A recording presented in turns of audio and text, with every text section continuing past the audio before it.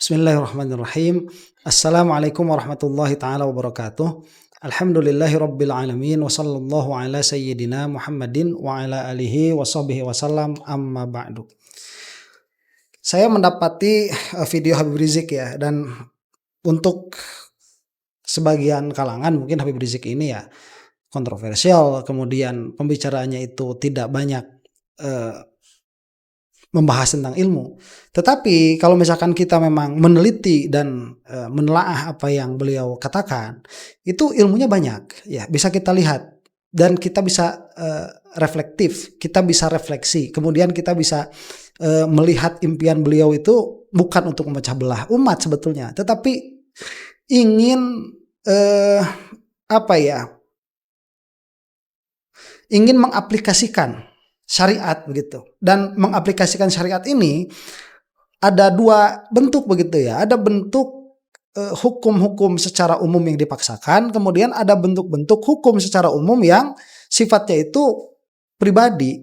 Dan sebetulnya Habib Rizik di dalam video-videonya, di dalam pidato-pidatonya itu tidak terlalu menekankan penekanan syariat Islam yang harus ditegakkan menjadi undang-undang begitu, sebetulnya tidak beliau itu, tetapi dalam satu hal atau dalam beberapa waktu ceramahnya beliau itu menekankan supaya kita ini bertakwa, kemudian mengikuti hukum-hukum syariat secara individu yang bisa dilaksanakan. Kemudian dalam sisi yang lain beliau itu mengendorse ya supaya para pemegang dan pemangku jabatan ini berlaku dengan baik sesuai dengan undang-undang, dan kalau bisa begitu ini diperjuangkan juga hukum Islam itu di parlemen. Itu sebetulnya secara garis besar. Nah, ada yang menarik dari apa yang dikatakan oleh Habib Rizik di dalam video yang akan kita saksikan ini. Insya Allah faedahnya akan banyak sekali dan kita simak saja langsung ya apa yang dikatakan oleh beliau ini.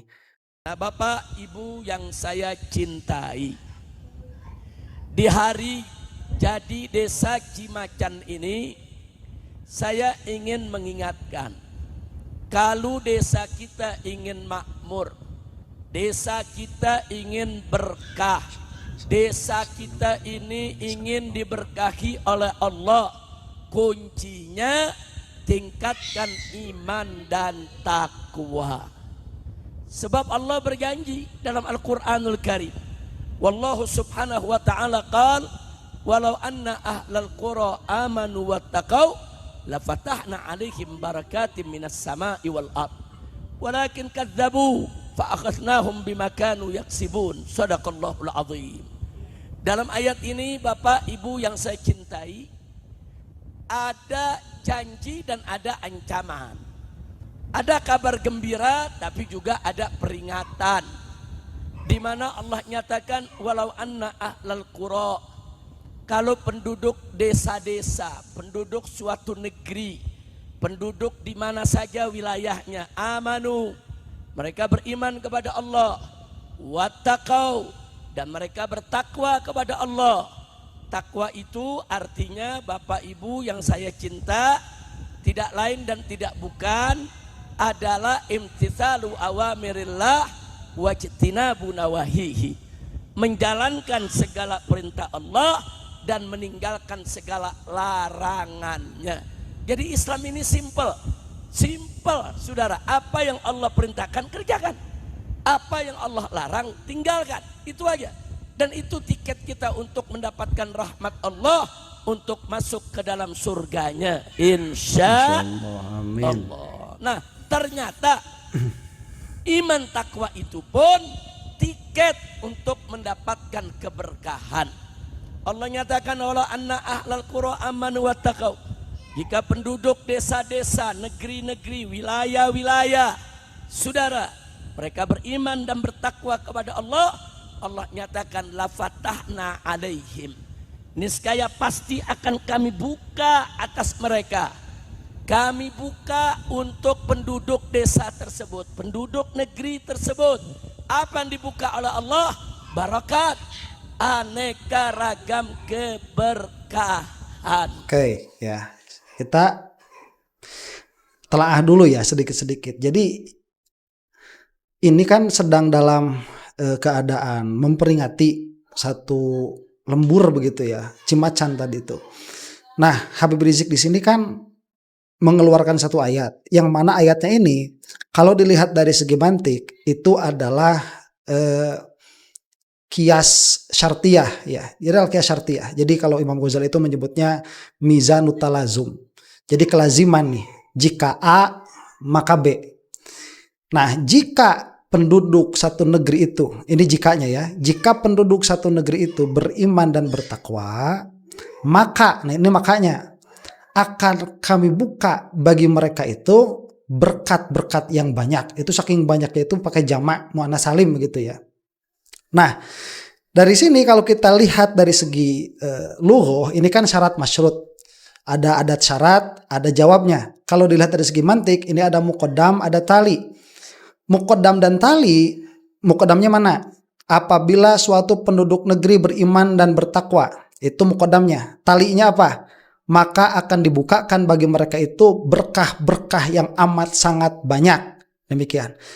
Ini yang mengatakan Allah di dalam Al-Quran.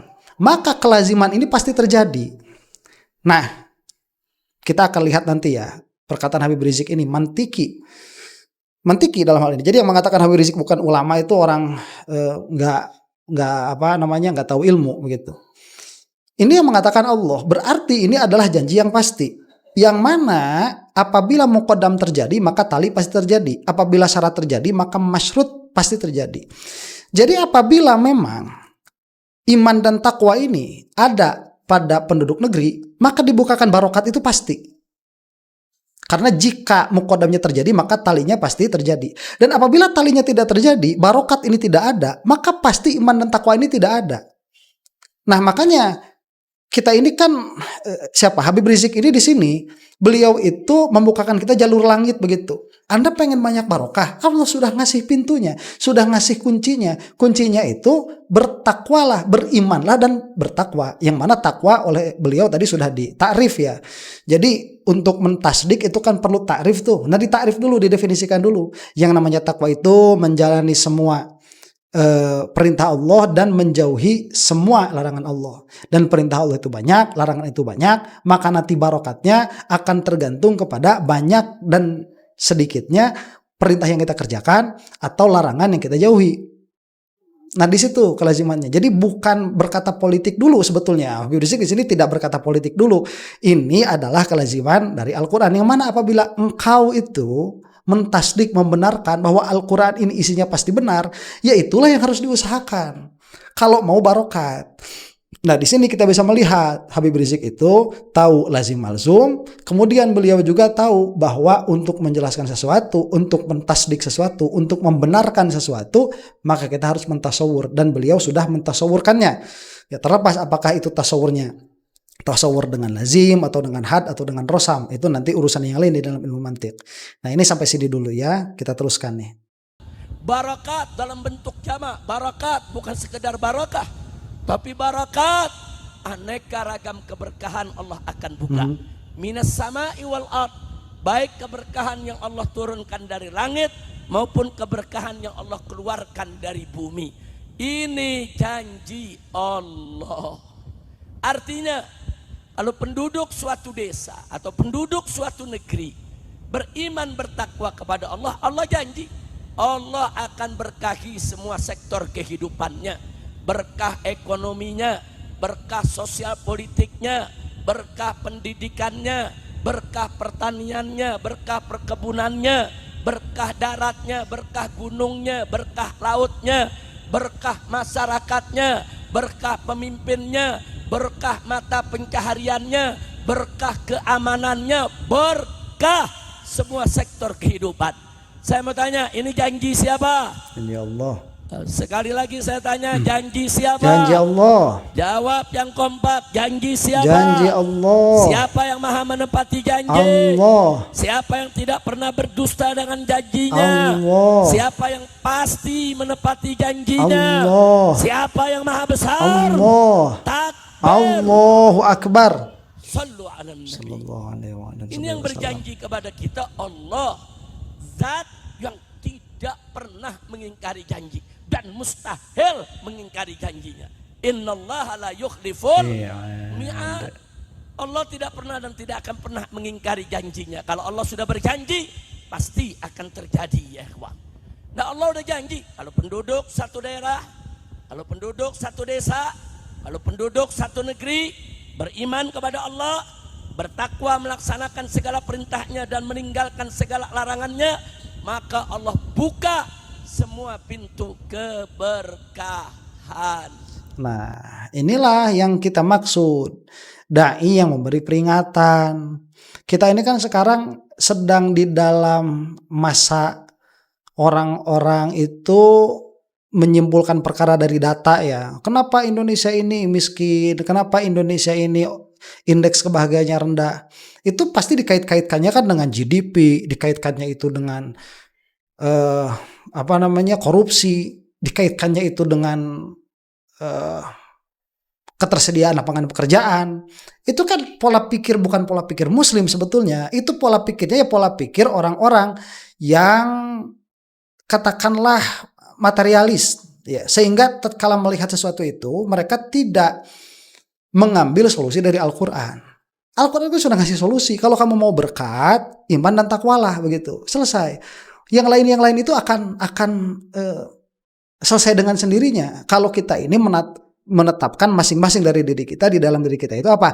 Iman dan takwa. Dan inilah mungkin ya salah satu yang tidak disukai oleh orang-orang yang pola pikirnya itu pola pikir materialis.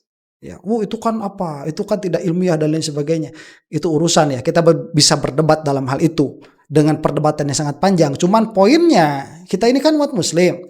Muslim ini kan kitab sucinya Al-Quran, dan kita tahu Al-Quran itu kalamullah, firman Allah. Yang mana kalamullah itu isinya pasti benar. Yang mana yang benar itu ada dua, ada yang qat'i, ada yang zonni, ada yang mudah diakses maknanya, ada yang tidak mudah diakses maknanya. Ini maknanya mudah diakses. Dan Habib Rizik itu mengingatkan. Jadi kalau misalkan dalam peringatan seperti ini dikatakan radikal dan lain sebagainya, Habib Rizik ini mana segi radikalnya begitu? Nanti kesananya itu lawazim dari sini. Kenapa? Karena tadi ahlul qura itu penduduk satu negeri. Berarti harus satu negerinya itu bagus. Makanya orang-orang yang secara nampak mereka itu tidak menampakkan keimanan secara nampak begitu, secara terang-terangan tidak menampakkan keimanan dan tidak menampakkan ketakwaan. Inilah yang oleh Habib Rizik diserang habis-habisan itu. Nah, saya tuh heran lah kok ada jenderal-jenderal yang merasa terusik dengan apa yang dikatakan oleh Habib Rizik ini. Kemudian sampai dikatakan beliau ini radikal dan lain sebagainya. Aneh-aneh saja ya. Nah, makanya Bapak Ibu, kalau sekarang ini kita rasakan negeri kita banyak masalah. Negeri kita banyak masalah. Hasil alamnya begitu banyak, tapi orang miskin juga banyak. Saudara, negeri ini kaya hasil tambangnya, tapi pengangguran di mana-mana. Berarti apa? Enggak berkah. Nah, kenapa enggak berkah? Berarti ada permasalahan soal iman dan takwanya. Nah, jadi itu merupakan indikator kita. Jadi kalau negerinya itu berkah, semua serba mudah. Cari kerja mudah, cari kerja berkah, enggak ada yang kelaparan, enggak ada yang stunting dan lain sebagainya, saudara. Berkah. Tapi kalau kita punya negeri nggak berkah, selalu ada masalah, saudara. Atau kalau kita dikasih pemimpin yang zalim, pemimpin yang jahat, pemimpin yang nggak cinta sama rakyatnya, saudara, ada apa? Keberkahan dicabut oleh Allah. Kenapa dicabut? Karena masyarakatnya tidak beriman dan bertakwa. Oke, nah itu betul. Jadi cara pola pikirnya umat Muslim itu harus Qur'ani. Begini, ini kan sudah ada tuh informasinya secara talazum. Apabila penduduk suatu negeri itu beriman dan bertakwa, maka akan dibukakanlah bagi mereka itu berkah yang amat sangat banyak. Sekarang berkahnya nggak ada begitu, maka pasti iman dan takwanya tidak ada bagi ahlul qura ya, bukan bagi sebagian individu, bukan. Ahlul qura secara komunal begitu, secara komunitas itu tidak ada. Lah berarti kalau mau barokah tinggal diadakan ininya. Karena tadi jika talinya tidak ada, maka muqaddamnya itu pasti tidak ada. Talinya ini manfi begitu ya, masyrutnya ini manfi, maka syaratnya itu pasti tidak ada. Nah, inilah kecerdasan di dalam berpikir mantik ya. Jadi salahnya orang-orang yang tidak berpikir mantiki, tatkala mereka menginginkan berkah, mereka juga kan sama ya. Mau orang liberal kayak, mau orang ateis kayak, pasti kehidupan dunianya itu mau mudah, mau uang banyak, pekerjaan mudah, ekonomi tidak sulit begitu ya. Mau kawin lagi bisa. Itu mungkin yang diinginkan ya. Nah, mereka itu suka salah, mereka itu suka belajar kepada orang-orang yang dibukakan berkat. Itu salah tuh. Jadi kita pengen pengen berkah nih. Kita cari mana negara-negara yang penuh berkah misalkan. Ya, berkah dalam pengertian duniawiah begitu ya. Belajar ke Jepang, belajar ke China, belajar ke Eropa. Salah. Kenapa? Karena secara mantiki begini, apabila ada berkat belum tentu ada keimanan dan ketakwaan. Itu masalahnya, belajar mantik itu. Ya, apabila ada satu proposisi yang mana dia itu adalah syartiyah, jika A maka B. Nanti kesimpulannya begini, A terjadi maka B pasti terjadi. B tidak terjadi maka A pasti tidak terjadi. Adapun A tidak terjadi tidak menjadikan B tidak terjadi. Adapun B terjadi tidak menjadikan A terjadi. Jadi kalau misalkan kita melihat ya, ada negara-negara yang menurut perspektif kita ini penuh dengan berkah tadi. Punya pemimpin yang baik, kemudian pekerjaan lapangan pekerjaan mudah, kemudian ekonominya stabil, dan lain sebagainya. Itu belum tentu ada keimanan dan ketakwaan. Makanya banyak sekali kita itu melihat ya, negara-negara yang makmur dalam perspektif ini berkah begitu ya. Yang tadi saya sebutkan, malah kesehatan dijamin, pendidikannya bagus segala macam, tapi iman dan takwanya tidak ada. Memang bukan kelaziman begitu. Allah mengatakannya begini, jika ada iman dan takwa maka dibukakanlah berkat. Bukan begini, jika ada berkat maka di situ ada iman dan takwa. Bukan seperti itu. Ini syarat masyrut. Dan ini sangat penting sekali begitu ya untuk dibahas, karena banyak sekali orang-orang itu yang memandang sebelah mata kepada kealimannya Al-Habib Rizik ini. Betul, tidak semua yang beliau katakan itu benar. Betul, karena kita tidak meyakini adanya imam maksum, termasuk diantaranya tatkala Habib Rizik mengatakan harus tes DNA, itu sudah salah sedari awal itu begitu. Cuman mayoritas apa yang beliau katakan itu benar. Jadi kalau kita melihat kenapa sih kita dapat pemimpin, kadang-kadang dikasih pemimpin yang zalim, saudara, ya kita introspeksi diri. Kalau kita beriman bertakwa, enggak nantinya Allah kasih kita pemimpin yang zalim. Kalau kita beriman bertakwa, Allah nggak bakal kasih kita pemimpin yang jahat. Kalau kita beriman bertakwa, Allah akan kirim pemimpin-pemimpin yang adil, yang baik, yang amanat, yang jujur, yang bertanggung jawab, yang cinta kepada rakyat bangsa dan negaranya, saudara. Syarat tingkatkan iman dan takwa, saudara. Nah, kalau maksiatnya merajalela di mana-mana, nah makanya hati-hati. Ini maksiat-maksiat khususnya di Jawa Barat, saudara, ini sudah mulai banyak merajalela. Dan yang bikin kita ngelus dada, di Cianjur, di Bogor, di Sukabumi, ada grup-grup medsos anggotanya LGBT. Ini terjadi, saudara. Terjadi, satu grup itu bisa 10.000. Ada urusan apa 10.000 pemuda masuk dalam grup LGBT? Sedih, saudara. Ini dosa yang luar biasa LGBT. Saya mau sampaikan kepada semua di sini, ini negara lagi kacau balau. Ini negara aturannya makin kemari makin gak jelas, saudara. Menteri sama menteri pernyataannya saling menyerang. Menteri sama menteri banyak yang tidak koordinasi. Udah gitu, saudara, banyak yang teriak perangi korupsi, tapi korupsinya makin bertambah. Saudara, memerangi korupsi bukan dengan mulut, bukan. Seorang pejabat kalau mau memerangi korupsi, katakan presiden mau memerangi korupsi, bukan dengan teriak, saudara. Bukan dengan mulut, tapi dengan aturan, dengan regulasi, dengan penegakan hukum. Kalau betul presiden mau tegakkan hukum, perangi koruptor. Presiden kita berkali-kali berteriak, ayo perangi koruptor. Saya akan perangi koruptor. Saya tidak takut itu ancaman koruptor.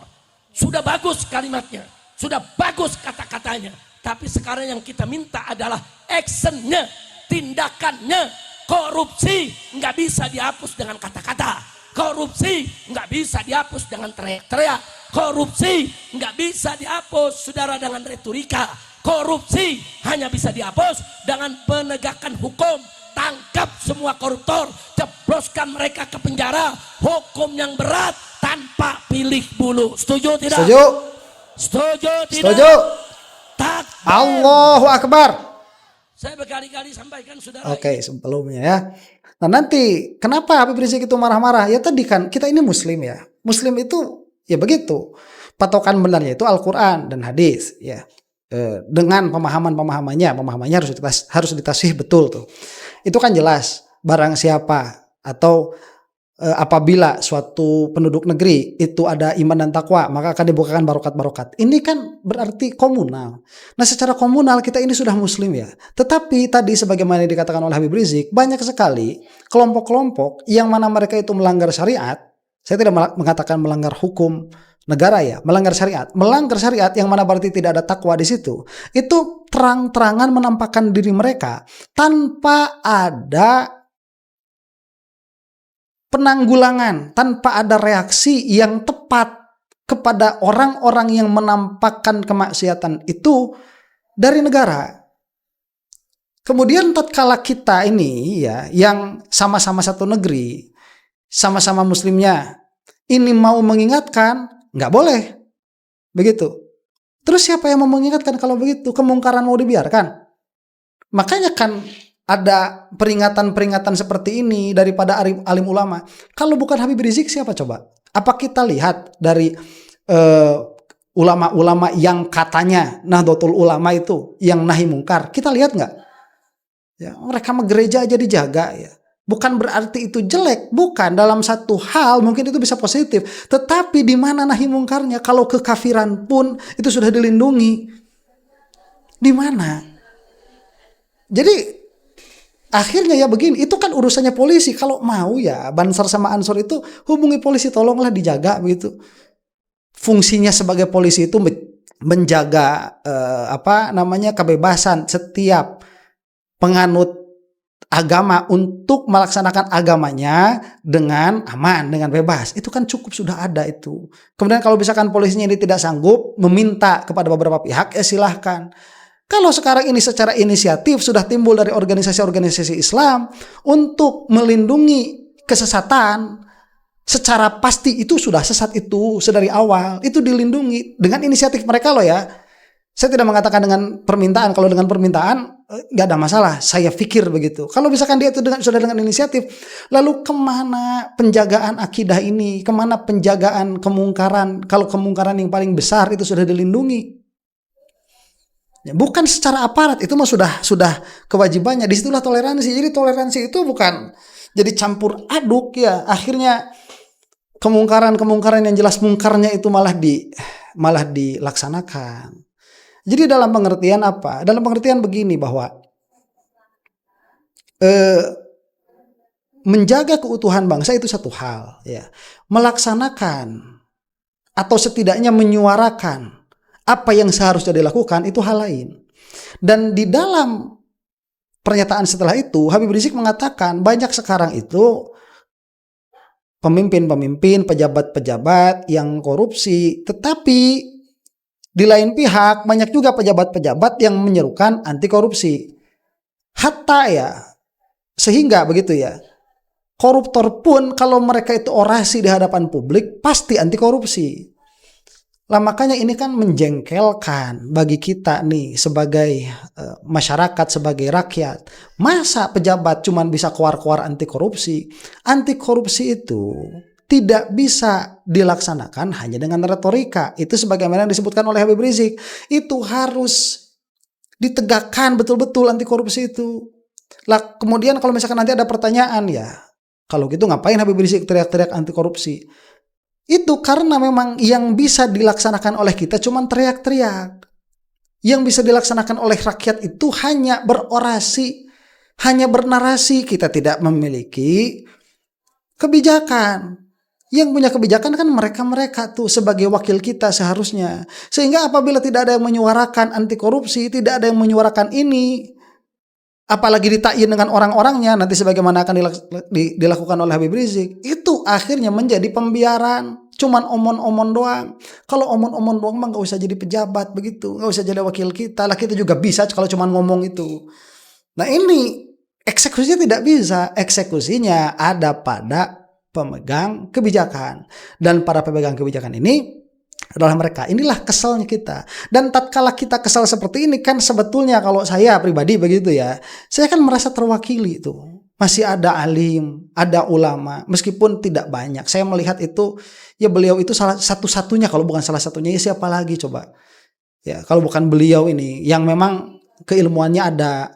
Kalau misalkan yang lain cuma teriak-teriak ya kadang-kadang keilmuannya juga susah begitu. Kan kita harapkan yang seperti beliau ini lebih banyak. Coba ada 5 saja yang seperti Habib Rizik. Itu sudah itu pejabat gak bakalan bisa banyak bergerak. Ya, itu pasti terdengar aspirasi. Lah ini cuma tinggal satu-satunya. Lah kok mau dipadamkan juga? Repot kita itu.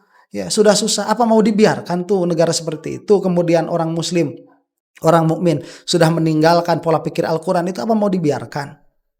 Ya ini bisa jadi perbedaan pendapat, misalkan kami tidak membiarkan apa segala macam, ini kan rahmatan lil alamin. Ya sudah, berarti ada perbedaan pendapat di situ, jangan diganggu gugat begitu. Biarkan yang bersangkutan ini mendakwahkan yang mana secara syariat dan secara hukum ini dibenarkan, malah dianjurkan oleh syariat itu. Ya, oleh hukum juga dibolehkan, diperbolehkan. Jadi ala kulli hal ya, saya ini melihat ada kesedihan di dalam dirinya Habib Rizik, yang mana beliau itu sudah sudah menghabiskan waktunya, tenaganya, bahkan mungkin materinya, hartanya, pengertiannya itu ya untuk menyuarakan apa yang memang seharusnya disuarakan. Lah orang-orang yang kemudian ngakunya alim ulama juga, ngakunya ngerti agama juga, malah bertindak di luar itu, malah memusuhi. Ini yang menjadi masalah itu, malah memusuhi. Kalau saya diberi kedudukan yang tinggi ya, seperti misalkan orang-orang yang ada di PBNU itu yang banyak pengikutnya, menghadapi Habib Rizik seperti ini, kita kan pakainya ilmu begitu. Kalau salah ya tinggal jelaskan salah. Tetapi kan itu ada kemungkinan benarnya juga. Ini kan perkara zonni. Dalam hal ini menggugurkan fardu kifayah, ya seharusnya didukung begitu. Udah nggak usah ikut-ikutan teriak-teriak juga nggak ada masalah. Cuman jangan minimalnya jangan diganggu begitu. Itu minimalnya. Itu pesan saya ya. Ala kulli hal, ini banyak sekali faedah yang bisa kita dapatkan dari satu video ini ya. Insya Allah nanti besok lusa akan kita lanjutkan. Demikian dulu ya. Jadi kita bisa melihat di mana sih sebetulnya radikalnya Habib Rizik itu. Heran saya. Assalamualaikum warahmatullahi taala wabarakatuh.